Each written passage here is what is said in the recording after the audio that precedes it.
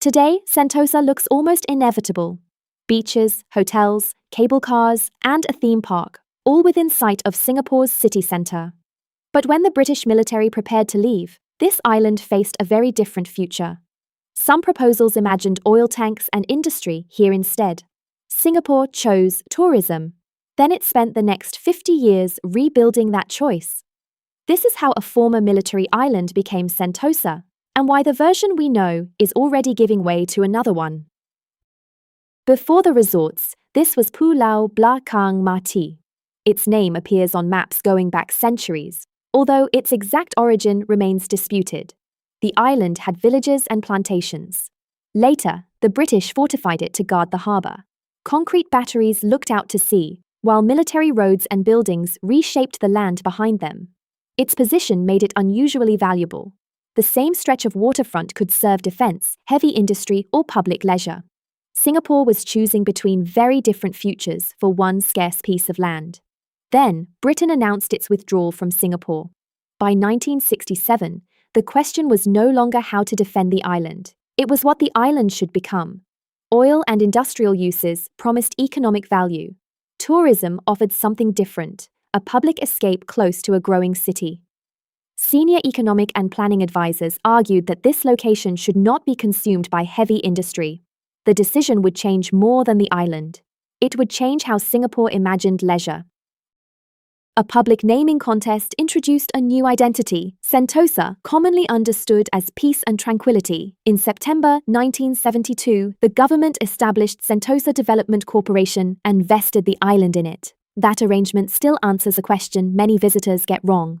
Resorts World Sentosa does not own the whole island. Neither does Universal Studios. Sentosa is publicly governed through a statutory board under the Ministry of Trade and Industry. Private businesses operate hotels, attractions, and other sites, but the corporation remains the island's master planner and manager. That gave Singapore unusual control over the entire visitor journey, the beaches, the transport, the public spaces, and the land between private developments. Unlike a district assembled plot by plot, Sentosa could coordinate access and new development around a common public plan that would later make large, disruptive rebuilds possible. Sentosa would not simply host attractions, it would be planned as one destination.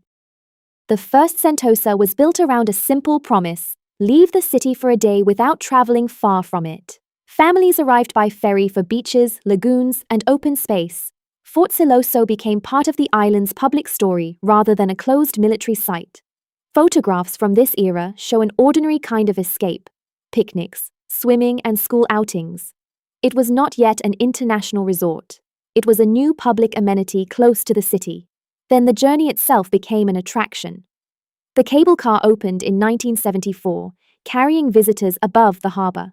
The original monorail followed in 1982, looping slowly through the island and turning movement into sightseeing. For many Singaporeans, these rides mattered as much as the destination. A Sentosa trip began before anyone reached the beach. That first model worked. Annual visitors had reached 1 million by the end of the 1970s. But success created a problem that would return again and again. Once the novelty faded, the island needed a new reason to visit.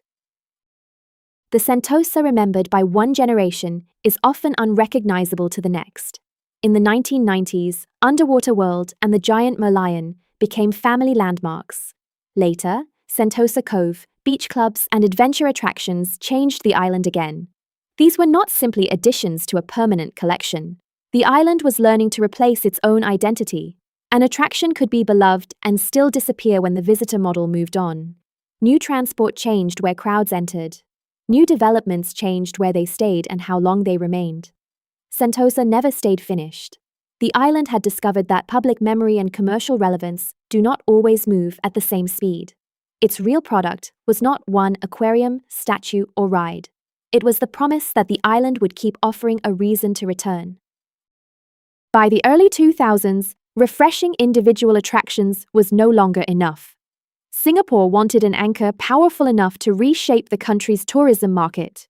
In 2006, the government awarded a 49-hectare integrated resort project to Genting International.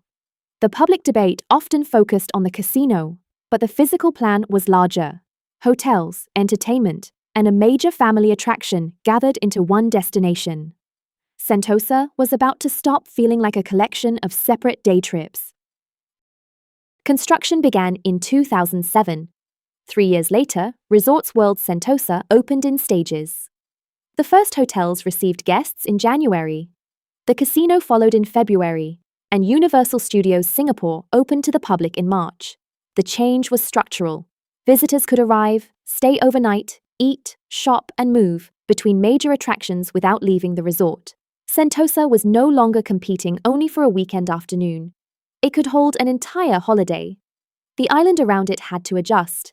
The Sentosa Express had opened in 2007 with capacity for about 3,000 passengers an hour in each direction. The Resorts World era brought more trains and a second vehicular bridge. Rail capacity rose to 4,000 an hour each way. That response revealed a pattern running through Sentosa's history. Every new attraction cycle also created an access problem. When the destination grew, the infrastructure carrying people onto the island had to grow with it. The resort changed Singapore's tourism map. The island came with it. Rebuilding Sentosa has always carried a cost that visitor numbers cannot measure. The old musical fountain disappeared during the island's overhaul. Underwater World closed in 2016. The Malayan was later removed to clear space for a new connection through the island. For planners, these were land use decisions. For people who grew up with them, they were the loss of familiar landmarks. Their replacement, Sensoryscape, opened in 2024 as a landscaped route between Resorts World and the beaches. It is not simply another attraction. It tries to repair a problem created by decades of separate developments. How visitors move through Sentosa as one connected place. Here, movement becomes part of the experience again, much as it did when the cable car first crossed the harbour 50 years earlier. That tension defines the island. Keeping Sentosa relevant can mean removing the very things that made an earlier Sentosa memorable. The question is not whether the island will change, it is what the next version chooses to preserve. Sentosa's history is often told through vanished attractions, but the larger story is a government repeatedly changing the purpose of scarce land. A military island became a public playground. The playground became an international resort. Now, look across the water. Pulau Brani is still associated with port operations. As those operations are expected to move west to Tuas, Singapore is preparing to join Brani with Sentosa as a much larger tourism district. That next chapter will involve new attractions, new transport, and another argument over what this waterfront should be for. Sentosa was the first reinvention. In part 2, we examine the plan for the next one. Which version of Sentosa do you remember most, and what should the next reinvention never erase? Tell us below. So there you have it. That's what it turns out to be. If this answered a question you didn't know you had, hit subscribe so you don't miss the next one. And if you liked it, tap that like button. Turns out, it actually helps a lot.